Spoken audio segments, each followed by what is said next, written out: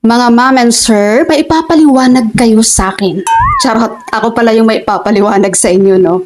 Kasi naman, ito na naman tayo.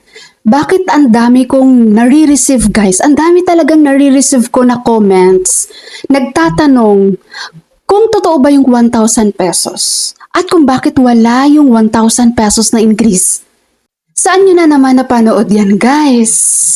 Baka naman napunta na naman kayo sa video ng mga AI world.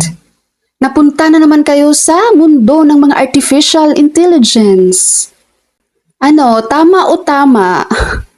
Wala pong 1,000 pesos na increase. Meron na nga kayong 3-year increase na binigay si SSS sa inyo, guys, di ba? Yan lang po ang increase nyo. Walang 1,000 pesos, walang 3,000 pesos na mga nababasa ko dyan sa mga comments nyo.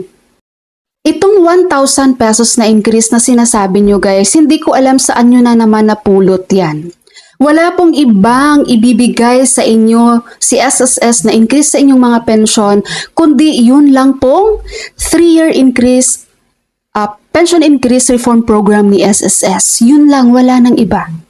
Itong 3-year reform increase program nag-umpisa to first round September 2025, second round June 2026, third round September 2027. Yan lang, wala pong increase na iba, walang 1,000, 3,000 and so on and so forth. Eto, basahin ko itong mga nag-comment ha. Iilan lang to sa nag-comment ng 1,000 pesos na increase, guys. Okay, ito merong isang nagsabi dito, Ma'am Angeli, totoo bang ma-increase 1,000 pesos ngayong June 30, 2026? Totoo ba itong sabi ni, sino to? Daniel Timpawa Vlog? Ewan ko.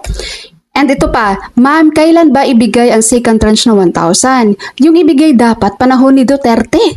Na-approve na dapat ibigay na yan. Ito pa, Ma'am, may lump sum ako for 18 months start April.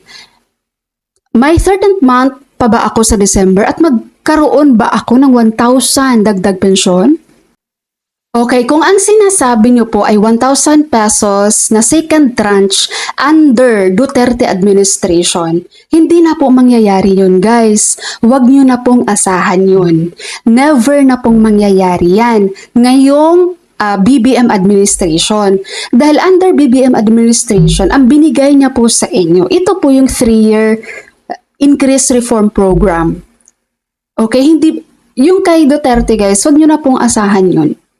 Itong 3-year pension increase reform program ni SSS, ito na po yung kapalit doon sa inaantay yung second tranche na dati po kay Duterte administration. Tapos na po ang Duterte administration, guys. Kaya hindi na po mangyayari yung second tranche na inaantay nyo. Huwag nyo na pong hintayin yun. Kung meron man po kayong mapanood pa din na gumagawa ng mga fake news, no, na ginagamit pa din itong second tranche 1,000 pesos under Duterte administration, huwag nyo na pong paniwalaan yun, guys. Wala na po tayo sa Duterte admin. Nasa BBM administration na po tayo. Okay? Kaya ulitin ko na naman, huwag nyo na pong asahan talaga yung second tranche na yun. Di ba kayo nauumay? Minsan ako nang nauumay, guys, sa mga comment nyo para nyo follow up doon sa 1,000 pesos na second tranche. Kasi napapanood nyo sa ganitong vlog, sa ganitong channel. Di ba? Kaya ingat-ingat po kayo sa mga pinapanood nyo, guys, ha? Ang dami pong mga AI ngayon. Mga artificial intelligence na mga videos, hindi naman totoong taong nagsasalita.